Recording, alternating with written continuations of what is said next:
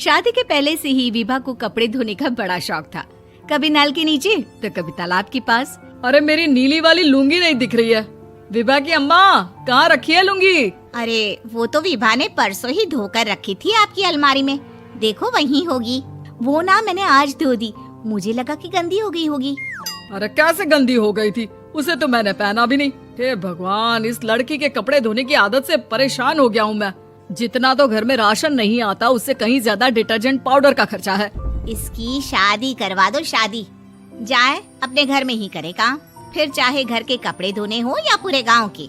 हाँ ठीक बोल रही हूँ, देखता हूँ मैं कोई लड़का। वो दिन भी आ जाता है जब विभा को देखने लड़के वाले आ जाते हैं। लड़की मुझे अच्छी लगी। होने वाली सास कहती है, बेटी अगर कुछ पूछना है तो पूछ लो। वैसे तो हमारी लड़की बहुत ही शर्मीली है, जो बोल दो वो मान लेती है, इसे क्या पूछना होगा। अरे कैसी बात कर रही हो माँ, मुझे इन लोगों के घर रहना है, सवाल तो कई है। हाँ हाँ बेटा, पूछ लो ना, क्या पूछना है। आप लोगों के घर कपड़े कौन धोता है? सास का मुंह बन जाता है। देखो, अगर तुम ये कहना चाहती हो कि तुम्हें कपड़े धोने नहीं आते तो सुन लो, कपड़े मैं ही धोती हूँ, लेकिन तुम्हारे आ जाने के बाद मैं रुमाल तक नहीं धोऊंगी। अरे चुप रहना भाग्यवान, बहू बेचारी घर आई नहीं, उसे डराना शुरू कर दिया। वो क्या है ना बिटिया, अभी तक तो ये कल्लू की माँ ही धोती थी, लेकिन अब तुम्हारे पापा तो दहेज में वॉशिंग मशीन देंगे ही। तभी विभा की माँ बोल पड़ती है, सवाल भी पूछा तो क्या। वैसे भाई साहब, मशीन की तो फिर भी कपड़े धोने की कैपेसिटी होती है, मतलब जो बिटिया दे रहे हैं ना विभा, इसे कपड़े धोने का बहुत शौक है। ये आप लोगों के क्या, आस पड़ोस गांव मोहल्ले सबके कपड़े धो दे और उफ तक ना करे। बाहर देखा नहीं आपने कितने कपड़े सूख रहे हैं, सब हमारी बिटिया ने ही तो धोए हैं। बस भी करो ना माँ, शर्म आ रही इतनी तारीफ सुनकर। और तो और एक दाग निकाल कर दिखाओ तो मान जाऊँ। हाँ अच्छा, माफ करना बेटा, मैंने गलत समझा, हमें तो रिश्ता बहुत पसंद है। और ऐसे जुड़ जाता है रिश्ता कपड़े धोने का शौक रखने वाली विभा का। उसकी शादी हो जाती है कोयला फैक्ट्री में काम करने वाले कल्लू के साथ। शादी के बाद अचानक विभा चिल्लाती हुई सास के पास आती है, सासू माँ, अरे सासू माँ कहाँ है आप? ये तो धोखा है, धोखा दिया आप लोगों ने मुझे। इसे ससुर के चक्कर के बारे में पता चल गया। अरे तो उसमें तुझे क्यों धोखा मिला है? अरे नल में पानी नहीं आता, कपड़े कैसे कब धुलेंगे? अच्छा, तू पानी नहीं आ रहा उसकी बात कर रही है। तो आपने क्या सोचा? कुछ नहीं। अच्छा, तेरी माँ ने कहा था कि कपड़े धोने का शौक है तुझे, याद आया मुझे। शौक बोलकर कपड़े धोने वाले मेरे जुनून को कम ना आके सासू माँ, कपड़ा धोना मेरा गुरूर है। तभी पति भी वहाँ आ जाता है।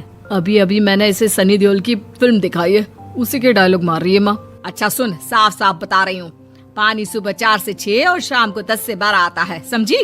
विभा टाइमिंग सुनकर हैरान हो जाती है। ये क्या भूतों का मोहल्ला है? सुबह 4 बजे उठकर कौन कपड़े धोता है? 4 बजे टंकी में पानी जाता है, फिर सारा दिन धोना ना, किसने मना किया? अरे कैसी बात कर रही हैं? 200 लीटर की टंकी में कितने कपड़े धो लूंगी मैं, सुबह ही उठ जाऊंगी मैं। अब क्या था, विभा सुबह 4 से लेकर रात के 12 बजे तक कपड़े ही धोती रहती। एक रोज सास पड़ोस से निकलकर कहीं जा रही होती है कि साथ वाली कहती है, हाँ कल्लू की माँ, जरा ये बताओ कि 2 साड़ी है, 2 ब्लाउज और एक पेटीकोट और एक नाड़े वाला लंबा कच्छा। हाँ तो? अरे तो क्या, कितना लोगी धुलाई ये बताओ। धोबन दिख रहे हैं हम क्या? हमारे पति सरकारी नौकरी से अभी रिटायर हुए हैं और बेटा सुपरवाइजर है कोयला फैक्ट्री में। धोबन समझ रखा है हमें?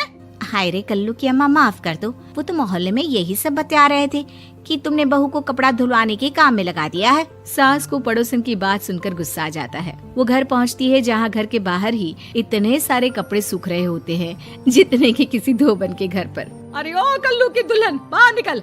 माँ जी यहीं आ जाओ, बाथरूम में चादर धो रहे हैं हम। अरे अभी हम धोते हैं, तुमको बाहर निकलो। ये आस पड़ोस वाले बोल रहे हैं कि हम बहू से कपड़े धुलवा कर उसे कपड़ा धोने वाली बना दिए हैं। अरे छोड़ो ना माँ जी, किन लोगों की बातों में आती हो? आस पास के लोगों का तो काम ही होता है कि वो किसी तरह सास बहू को लड़ा दे।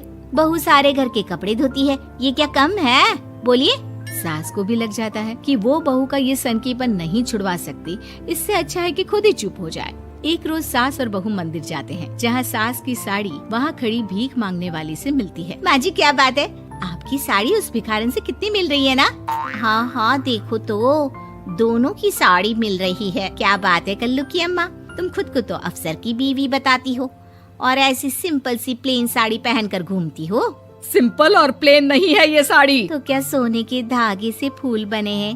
कुछ भी सासू माँ, कुछ भी। हाँ बने थे इस साड़ी में सोने के धागे से फूल। मेरे पति लेकर आए थे मद्रास से स्पेशली मेरे लिए 10,000 की। ताहे भाई साहब इस भिखारन के लिए भी सेम टू सेम साड़ी लेकर आए होंगे 10,000 की।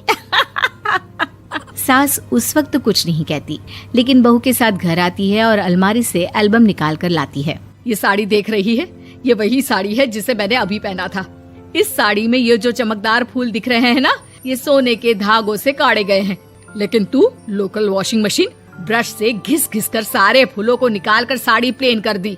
मुझे माफ कर दीजिए सासू माँ। और तो और, जब मैंने तुझे तेरी गलती के लिए कुछ नहीं कहा, लेकिन तूने तो सबके सामने मेरा मजाक ही बना दिया। क्यों? बहू को समझ में आ जाता है कि अब से उसका कपड़े धोना बंद।